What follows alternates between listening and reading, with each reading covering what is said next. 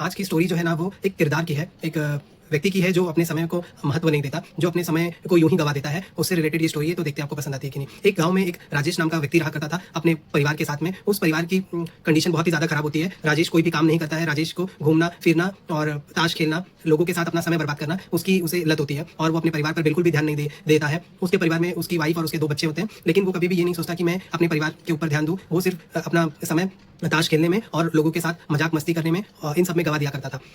गांव के लोग अक्सर उसे समझाते थे कि तुम अपने काम पर जाओ, अपने परिवार पर ध्यान दो, अपने परिवार का भार उठाओ, अपने परिवार का खर्च उठाओ। लेकिन वो लोगों को बोलता था कि तुम्हें क्या करना है, क्या तुम मुझे खिला रहे हो। और यहीं उसके परिवार की जो परिस्थिति थी, उसके परिवार में उसकी पत्नी लोगों के घरों में जाकर बर्तन झाड़ू घर काम किया करती थी और जैसे तैसे अपना और अपने बच्चों का पेट पाल रही होती है। बट राजेश को इसकी कोई भी फिक्र नहीं होती है। और उल्टा राजेश जब शाम को घर आता तो अपनी पत्नी से ही लड़ाई झगड़े मारपीट करता और उसे ही दोष देता कि वो जीवन में कुछ कर नहीं पा रहा है। बट उसे ये नहीं समझ में आता था कि वो खुद क्या कर रहा है। वो अपना समय बर्बाद कर रहा है और ऐसे तैसे ये समय कट रहा होता है। राजेश की वाइफ कुछ कर नहीं सकती थी, वो उसे छोड़कर भी नहीं जा सकती थी, बिकॉज कि उसके पास 2 बच्चे थे। उन बच्चों को कौन देखेगा, उन बच्चों का क्या होगा, उन बच्चों के भविष्य का क्या होगा। और जैसे तैसे ये लाइफ इसकी ऐसे ही कट रही होती है। और तभी एक दौर आता है कोरोना जैसी महामारी का, जिसमें वो जो काम कर रही होती है लोगों के घरों में जाकर, वो भी बंद हो जाता है क्योंकि लॉकडाउन जैसे सिचुएशन लग जाते हैं। तब लोग इस डर से कि कहीं हमें भी कोरोना ना हो जाए, अपने मेट्स को, अपने काम वाली को घर पर आना अलाउड नहीं करते थे। सो जो उसकी पत्नी का और उसके बच्चों का ये जीवन जैसे तैसे कट रहा होता है, वो भी अब घर में खाने के लिए कोई दाना नहीं होता है और परिस्थितियां और ज़्यादा खराब हो जाती है। अब लॉकडाउन की वजह से राजेश भी कहीं नहीं जाता था, कहीं गाँव में घूमता फिरता नहीं था, पते नहीं खेलता था क्योंकि घर से निकलना मना था।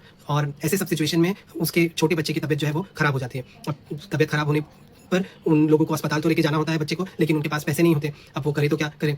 तब राजेश की बुद्धि थोड़ी सी खुलती है और उसे समझ में आता है कि वो इतने दिनों से क्या कर रहा था, इतने सालों से क्या कर रहा था। इतने सालों से वो समय को सिर्फ बर्बाद कर रहा था। और फिर वो गाँव में जाकर लोगों से मदद मांगता है, बट कोई भी गाँव वाला उसे मदद नहीं करता है। गाँव वाले उसे बोलते हैं कि हम तो तुम्हें पहले ही समझाते थे, कहते थे कि काम करो, अपने परिवार का भार उठाओ, लेकिन तुम हमें उल्टा जवाब देते थे। और अब ऐसी कोरोना जैसे लॉकडाउन जैसे सिचुएशन में हम तुम्हारा साथ कैसे देंगे, हमारे तो खुद के खाने के लाले हैं। और राजेश निराश होकर घर वापस चले आता है। वहाँ उसके बच्चे की तबीयत और ज़्यादा खराब हो रही होती है क्योंकि समय पर इलाज नहीं मिल रहा होता है। तब राजेश की पत्नी जिन लोगों के घर पे जाकर काम करती थी, उनसे जाकर कुछ चंद रुपए उधार लेकर आती है और फिर वो लोग अस्पताल जाते हैं। अस्पताल में जब तक वो पहुँचते हैं तब तक देर हो चुकी होती है, क्योंकि जब डॉक्टर सारी मशीनें लगाकर चेक करता है उनके बच्चों को, तो वो उस बच्चे को डेथ डिक्लेयर कर देता है। डॉक्टर बोलता है कि आपका बच्चा जीवित नहीं है, आपने इसे लाने में देरी कर दी। अगर आप कुछ चंद घंटे पहले आ गए होते तो शायद मैं इस बच्चे को बचा लेता।